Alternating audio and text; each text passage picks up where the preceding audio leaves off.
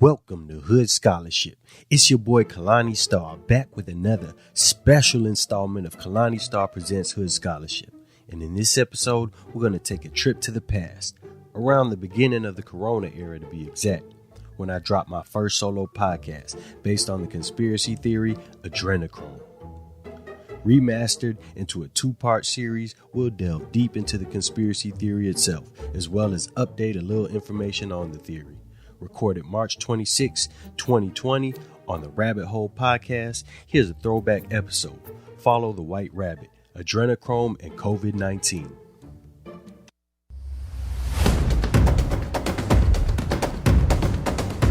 Hood Scholarship.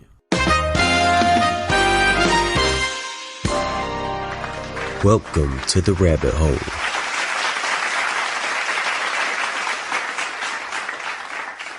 At this point, the global pandemic known as the coronavirus or COVID-19 has captured the attention of the world. Everybody and their mama is experts on COVID-19 by now.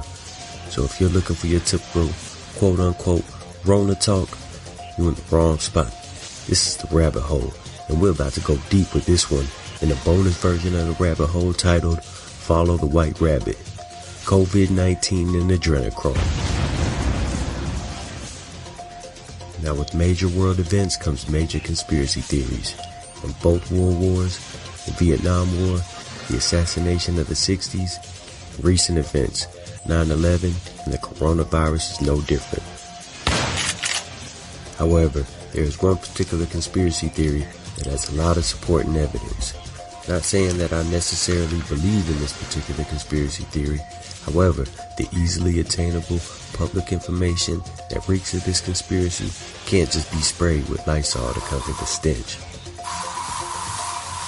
Now, for those of y'all who are in the majority that are simply caught up in the novel coronavirus and haven't been paying attention to recent events in the world, let me catch you up to speed real quick. Now, as we spoke about previously in the latest installment of the Rabbit Hole, Red Pill, Blue Pill Part 1, Bill Gates is head spokesperson for our unpreparedness on the pandemic. His foundation, BMGF, is the front runner for preparing for global pandemics and producing vaccines for viruses. BMGF financially sponsors Inovio Pharmaceutics. BMGF financially sponsors Inovio Pharmaceutics, which specializes in biotechnology focused on the discovery, development, commercialization of synthetic DNA products for treating cancer and infectious diseases. And in March 2020, Inovio was one of 30 companies selected to come up with a vaccine for COVID-19. Let's go back to October 18th, 2019 in New York, New York. The Johns Hopkins Center for Health Security, in partnership with the World Economic Forum and the Bill and Melinda Gates Foundation, hosted Event 201, a high-level exercise in response to a severe pandemic. A high-level exercise in response to a severe pandemic. What exactly is a high-level exercise? In other notable news swept under the rug, now within the past year, there's been an unusually large amount of CEOs and board members either resigning or retiring. Let's take you through a quick list of these companies who lost CEOs. We have the CEOs of Tinder and Hulu, Harley-Davidson and T-Mobile, L brands like Victoria's Secret and Bath & Body Works, IBM and LinkedIn, MGM, the CMO of JCPenney, the CEO of UPS, CEO of Disney, and most notably, yep, you guessed it, Bill motherfucking Gates. The same week that COVID-19 makes world headlines, Netflix drops a docuseries called Pandemic, How to Prevent an Outbreak, where the solution to it is vaccines. And guess who the savior is? Bill Gates. Now at this point, you have to implement Carter's theory of investigation from Rush Hour 2. me introduce you to Carter's theory of criminal investigation. Follow the rich white man. Follow the rich white man? Exactly, now you learn. Every big crime has a rich white man behind it waiting for his cut. But all jokes aside, follow the rich white man. Bill Gates says he's stepping down to pursue being a philanthropist. And then boom, it happens. Economic collapse that it seems now all of these CEOs were preparing for. Is it coincidence? Is the coronavirus that high-level exercise that was being discussed in New York back in October 2019? Was this a plan by the 1% to make the rich richer through an economic collapse? Or does the rabbit hole get deeper and even more sinister? Now let's switch lanes real quick. Shortly after being elected, President Trump signed Executive Order number 13818 that authorizes the Treasury Department to seize the assets of people and organizations involved in human rights abuse, human trafficking, and corruption. Then as recently as January 31st, 2020, he signed Executive Order number 13903, combating human trafficking and online child exploitation. So if anything, it sounds like old Cheeto Face 45 is at least worried about all the kids going missing around the country. So you're probably asking yourself, I was just discussing COVID-19 and Bill Gates. What's the significance of Trump and the executive orders cracking down on human trafficking? Don't worry, we getting there. The Me Too movement came about in 2006, but really gained momentum in 2017 with the sexual abuse allegations on Harvey Weinstein, former film producer and convicted sex offender, who coincidentally enough, as I was preparing this show, has been rumored to have tested positive for COVID-19. Along with Harvey Weinstein is none other than the infamous Jeffrey Epstein. In 2008, the financier Epstein was convicted by a Florida state court of procuring an underage girl for prostitution and of soliciting a prostitute. He served 13 months and with work release was out. Although he was only charged with 2 of these crimes, federal officials had in fact identified 36 girls, some as young as 14 years old. Although he was only charged with 2 of these crimes, federal officials had in fact identified 36 girls, some as young as 14 years old. But lo and behold, July 6, 2019, he was arrested again on federal charges for the sex trafficking of minors in Florida and New York.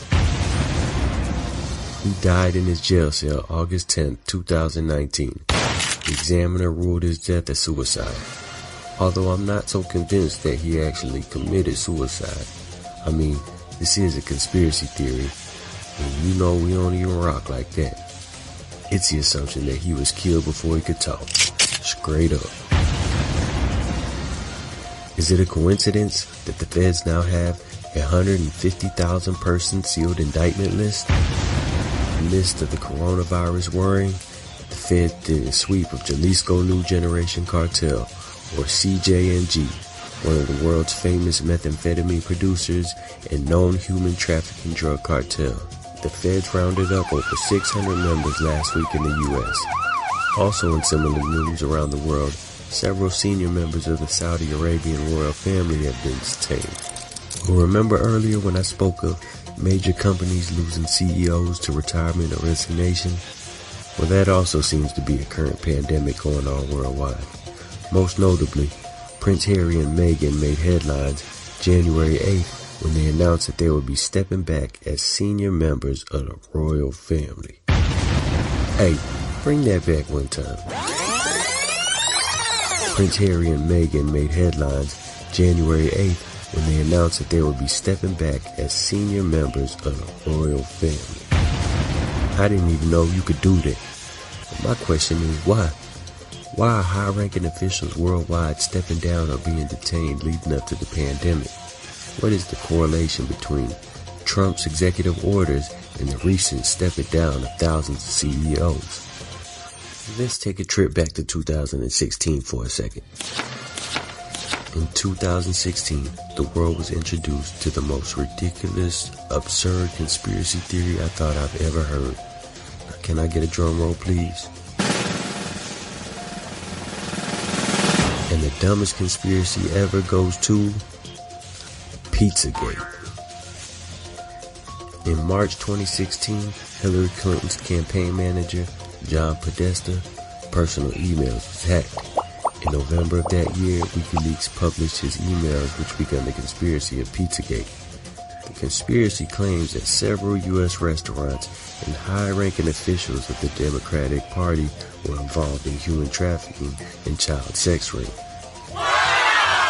It said that the emails contained orders to some very prolific restaurants in which they would talk in code using pizza ordering lingo. Like, for instance, a pepperoni with extra cheese would have its own meaning. You feel me now? This conspiracy theory is goofy as fuck. But this one things get downright sadistic. It's said by conspiracy theorists that the elite and members of Hollywood are addicted to a drug known as Adrenechrome.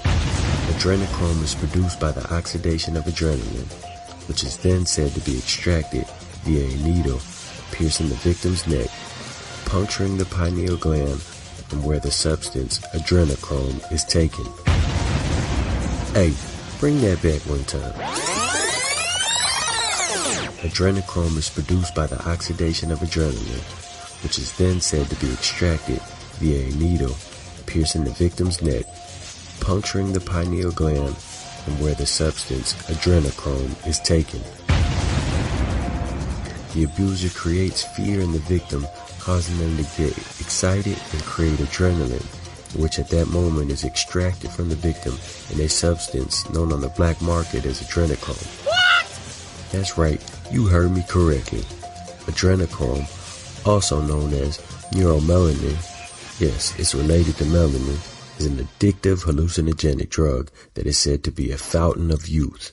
So in essence, the only way to get this drug is to have a victim, being that kids make the best targets, and like I just stated, narrows down the victims of these sadistic acts, and that would be the young children of color. In recent memory, there has been countless missing children cases that go unsolved, and even more shocking, they go with very little news coverage. Could this be where all the missing kids in the DMV area and around the country are going missing to? Could the quote-unquote Illuminati really be sadistic enough to kidnap kids, extract a drug from their body, and inject it into their own? Was Trump aware of this, and that was the purpose for signing those executive orders? Well, how does Pizzagate and the coronavirus coincide? Strap up, because we're about to go even deeper into the rabbit hole. Adrenochrome, coincidentally enough, is manufactured in none other than Wuhan, China. Hey, bring that back one time. Adrenochrome, coincidentally enough, is manufactured in none other than Wuhan, China. And just as interesting is its two largest consumers are China and Italy, who just so happen to be the two countries hit hardest by the coronavirus. And guess who comes in third on both lists? Yep, us, the United States. And that takes us into our Mad Hatter segment.